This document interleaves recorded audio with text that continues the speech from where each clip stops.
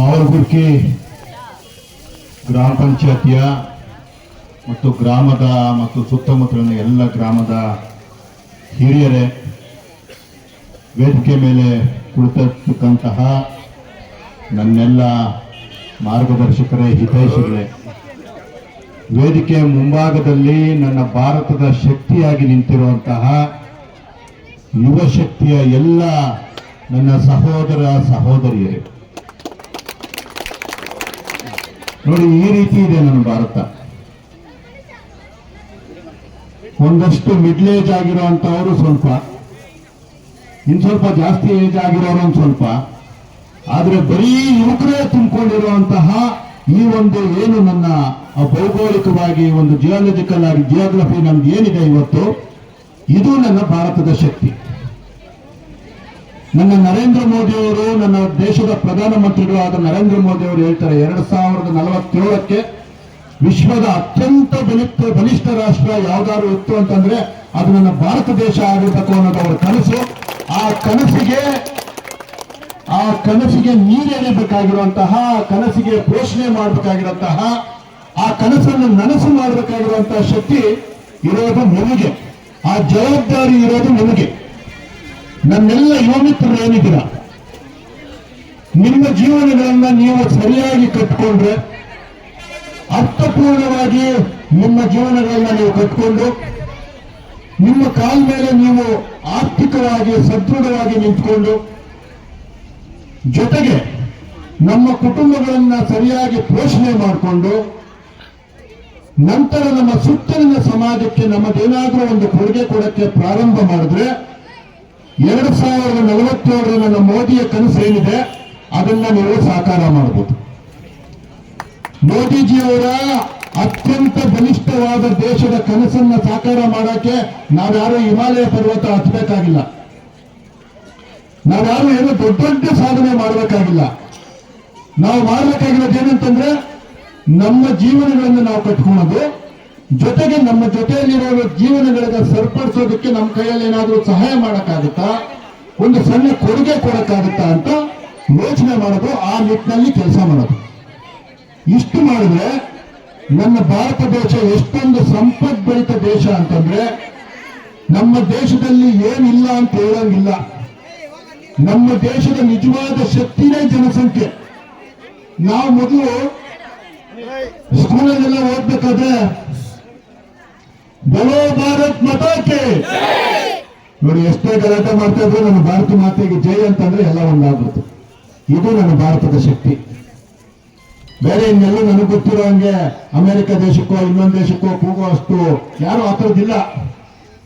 ನಮಗೆ ನಮ್ಮ ತಾಯಿ ತರ ನಾವು ಯಾರನ್ನಾದ್ರೂ ಪ್ರೀತಿ ಮಾಡ್ತೀವಿ ಅಂದ್ರೆ ನನ್ನ ಭಾರತ ದೇಶನ ನಾವು ಪ್ರತಿಯೊಬ್ಬರು ಪ್ರೀತಿ ಮಾಡ್ತೀವಿ. ಯಾವ ಧರ್ಮ, ಜಾತಿ, ಭಾಷೆ ಯಾವುದೂ ಇಲ್ಲ, ಎಲ್ಲ ನಾವು ಸೇರ್ಕೊಂಡು ಭಾರತ ಮಾತೆಗೆ ಜೈ ಅಂತೀವಿ. ಅಂತಹ ಭಾರತ ಮಾತೆಯ ಮಕ್ಕಳು ನಾವೆಲ್ಲ. ಬೇರೆ ಬೇರೆ ಕಾರಣಗಳಿಗೆ ಈ ರೀತಿಯ ಒಂದು ಸಂದರ್ಭಗಳಲ್ಲಿ ನಾವೆಲ್ಲ ಒಬ್ಬರನ್ನೊಬ್ಬರನ್ನ ಭೇಟಿ ಆಗುವಂತಹ, ಒಬ್ಬರನ್ನೊಬ್ಬರನ್ನ ಅರ್ಥ ಮಾಡ್ಕೊಳ್ಳುವಂತಹ ಈ ರೀತಿಯ ಅರ್ಥಗರ್ಭಿತ ಕಾರ್ಯಕ್ರಮಗಳು ನಡೀತಾನೆ ಇರಬೇಕು. ನನ್ನ ಭಾರತದ ಶಕ್ತಿ ನೀವೆಲ್ಲ, ನನ್ನ ಭಾರತದ ಶಕ್ತಿ ಇಂತಹ ಯುವಕರು. ಗಡಿಭಾಗದ ಈ ನನ್ನ ಚಿಕ್ಕಬಳ್ಳಾಪುರ ಬಾಗೇಪಲ್ಲಿಯ ಒಂದು ಯುವಕ, ನಾನು ಹೇಳ್ತಾ ಇದ್ದೀನಿ ಬ್ರದರ್, ನೀವು ನನ್ನೇನೋ ಹೊಗಳಿದ್ರಿ ಅಂತಲ್ಲ, ಅದಕ್ಕೆ ಮೊದಲೇ ನಾನು ನಿಮ್ಮ ಫ್ಯಾನ್ ಆಗ್ಬಿಟ್ಟೆ. ನಿಮ್ಮ ಕನ್ನಡ ಅಚ್ಚುಮೆಚ್ಚಿನ ಕನ್ನಡ, ನನಗೆ ಅಚ್ಚುಮೆಚ್ಚಿನ ಭಾಷೆ ಕನ್ನಡ. ಅಂತಹ ಕನ್ನಡವನ್ನು ಅಷ್ಟೊಂದು ಸ್ಪಷ್ಟವಾಗಿ, ಅಷ್ಟೊಂದು ನೀಟಾಗಿ ನೀವು ಮಾತಾಡ್ತಾ ಇರೋದು ನೋಡಿ ನನಗೆ ನಿಜವಾಗ್ಲೂ ರೋಮಾಂಚನ ಆಯಿತು. ನನ್ನಂತ ನಮ್ಮ ಹಳ್ಳಿ ಭಾಗದಲ್ಲಿ ಇಂತಹ ಒಂದು ಪ್ರತಿಭೆಗಳು ಇರೋದ್ರಿಂದನೇ ನನ್ನ ದೇಶ ಮುಂದಕ್ಕೆ ಹೋಗ್ತಾ ಇರೋದು. ನಿಮ್ಗೊಂದು ಸಣ್ಣದಾಗಿ ನಾನು ತಿದ್ದುಪಡಿ ಮಾಡ್ತೀನಿ. ಯಾವುದೇ ಕಾರಣಕ್ಕೂ ನಾನು ರಾಜಕೀಯ ಕ್ಷೇತ್ರದಲ್ಲಿ ಶಾಸಕನಾಗೋದಕ್ಕೋ ರಾಜನಾಗಿ ಮೆರೆಯೋದಕ್ಕೋ ಬಂದಿಲ್ಲ. ನಾಯಕನಿಲ್ಲದ ಸಮಾಜ ನನ್ನ ಕನಸು. ನಾಯಕನಿಲ್ಲದ ಸಮಾಜನ ನಾವು ಯಾವತ್ತು ಕಟ್ತೀವಿ, ಎಲ್ಲರೂ ಸ್ವಾಭಿಮಾನವಾಗಿ ನಾವೆಲ್ಲರೂ ಯಾವಾಗ ಬದುಕ್ತೀವಿ, ಯಾವ ಒಬ್ಬ ಜನಪ್ರತಿನಿಧಿ ಈ ಸಮಾಜದ ಸೇವಕ ಅಂತ ನಾವು ಅರ್ಥ ಮಾಡ್ಕೊಂತೀವಿ. ಯಾರು ಅರ್ಥ ಮಾಡ್ಕೊಬೇಕು? ನಾವು ವೋಟರ್ಸ್ ಅರ್ಥ ಮಾಡ್ಕೊಬೇಕು. ಯಾರೇ ಒಬ್ಬ ಜನಪ್ರತಿನಿಧಿ ಇಲ್ಲಿ ರಾಜನಾಗಕ್ಕೆ ಬರೋದಲ್ಲ. ಎಲೆಕ್ಷನ್ ಟೈಮಲ್ಲಿ ನಿಮ್ಮ ಮನೆ ಹತ್ರ ಬಂದು ಯಾವ ರೀತಿ ನಿಮ್ಮ ಹತ್ರ ವೋಟ್ ಕೇಳ್ತಾನೋ 5 ವರ್ಷನೂ ಅವನು ನಿಮಗೆ ಸೇವಕನಾಗಿದ್ರೆ ಮಾತ್ರ ಅವನು ನಿಜವಾದ ಜನಸೇವಕ.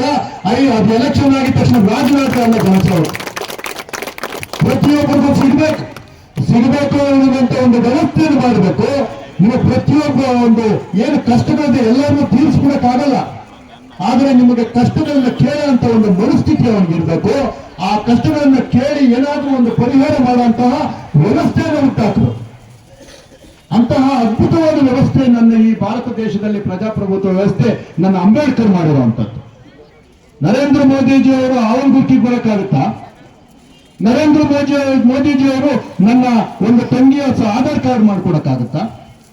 ಆದ್ರೆ ಒಂದು ಸಿಸ್ಟಮ್ ಮಾಡಿದ್ದಾರೆ. ಏನ್ ಸಿಸ್ಟಮ್ ಮಾಡಿದ್ದಾರೆ? ಅಲ್ಲಿಂದ ಸಂಸದರು ಬರ್ತಾರೆ, ಸಂಸದರಾದ್ಮೇಲೆ ಶಾಸಕರು ಬರ್ತಾರೆ, ಜಿಲ್ಲಾ ಪಂಚಾಯತಿ ಪ್ರತಿನಿಧಿಗಳು ಬರ್ತಾರೆ, ಅದರ ಕೆಳಗಡೆ ತಾಲೂಕ್ ಪಂಚಾಯತಿ ಪ್ರತಿನಿಧಿಗಳು, ಅದರ ಕೆಳಗಡೆ ಗ್ರಾಮ ಪಂಚಾಯತಿ ಪ್ರತಿನಿಧಿಗಳು, ಪ್ರತಿಯೊಬ್ಬರು ಸಹ ಜನಗಳನ್ನ ಸೇರೋದಕ್ಕೆ ಮಾಡಿರುವಂತಹ ವ್ಯವಸ್ಥೆ ಇದೆ. ಗ್ರಾಮ ಪಂಚಾಯತಿ ಸದಸ್ಯನಿಗೆ ಏನ್ ಶಕ್ತಿ ಇದೆಯೋ ನರೇಂದ್ರ ಮೋದಿ ಅವರಿಗೂ ಅಷ್ಟೇ ಶಕ್ತಿ ಇದೆ. ಆದ್ರೆ ನನ್ನ ಜನ ಅಂತ ಅನ್ಕೊಂಡು ಕೆಲಸ ಮಾಡಕ್ ಸ್ಟಾರ್ಟ್ ಮಾಡಬೇಕು. ಅದಕ್ಕೆ ಜನಪ್ರತಿನಿಧಿ ಮಾತ್ರ ಆಗಿರ್ಬೇಕು ಅಂತ ಏನಿಲ್ಲ. ಇಲ್ಲಿ ಏನು ಜನಪ್ರತಿ ಆಗಿದ್ರೆ ಮಾತ್ರ ನನ್ನ ಜನಗಳ ಜೊತೆ ನಿಂತ್ಕೊಳ್ಬೇಕು ಅಂತಿಲ್ಲ. ಏನು ಆಗಿದ್ರೂ ಸಹ ನನ್ನ ಹೆಸರಿರೋವರೆಗೂ ಸಹ ನನ್ನ ಚಿಕ್ಕಬಳ್ಳಾಪುರದ ಜನತೆ ಜೊತೆ ನಿಂತ್ಕೊಳ್ಬೇಕು ಅಂತ ಸಂಕಲ್ಪ ಮಾಡಿದ್ದೀನಿ. ಎಲೆಕ್ಷನ್ ಮೀರಿ ನಿಮ್ಮ ಸಂಬಂಧ ಇರ್ತದೆ.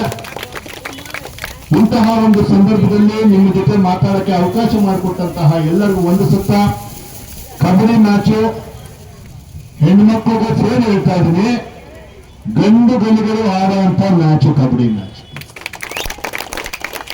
ಇಲ್ಲಿ ನಮ್ಗೆ ಒಂದಷ್ಟು ಜನ ಫ್ರೆಂಡ್ಸ್ ಇದ್ದಾರೆ, ಕ್ರಿಕೆಟ್ ಆಡ್ತಾರೆ. 11 ಜನ. ಕ್ರಿಕೆಟ್ ತಪ್ಪು ಅಂತ ಹೇಳ್ತಿಲ್ಲ. ಕ್ರಿಕೆಟ್ ಸಹ ನನಗೆ ತುಂಬಾ ಅಚ್ಚುಮೆಚ್ಚಿನ ಆಟ.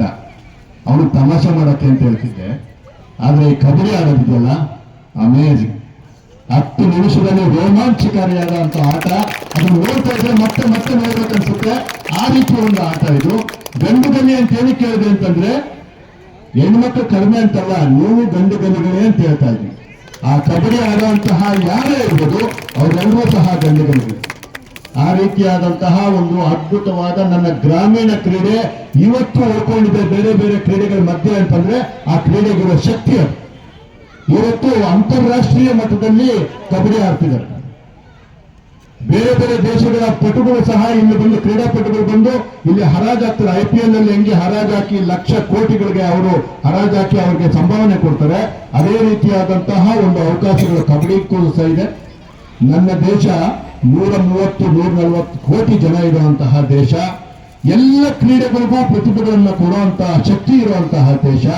ಎಲ್ಲ ಕ್ರೀಡೆಗಳು ಮುಂದಕ್ಕೆ ಬರಬೇಕು. ನನ್ನ ಈ ಹೆಣ್ಣುಮಕ್ಕಳು ನಿಜವಾಗ್ಲೂ ನನಗೆ ಖುಷಿ ಆಗೋದು, ನನ್ನ ಕಾಲೇಜು, ನನ್ನ ಹೈಸ್ಕೂಲ್ನ ಹೆಣ್ಣು ಮಕ್ಕಳು ಮುಂದೆ ಬಂದು ಏನಾದರೂ ಧೈರ್ಯ ತೋರಿಸ್ತಾರಲ್ಲ, ಆ ಛಾತಿ ಇದೆಯಲ್ಲ, ಆಗ ನಿಜಕ್ಕೂ ನನ್ನ ಆತ್ಮವಿಶ್ವಾಸ ಜಾಸ್ತಿ ಆಗುತ್ತೆ.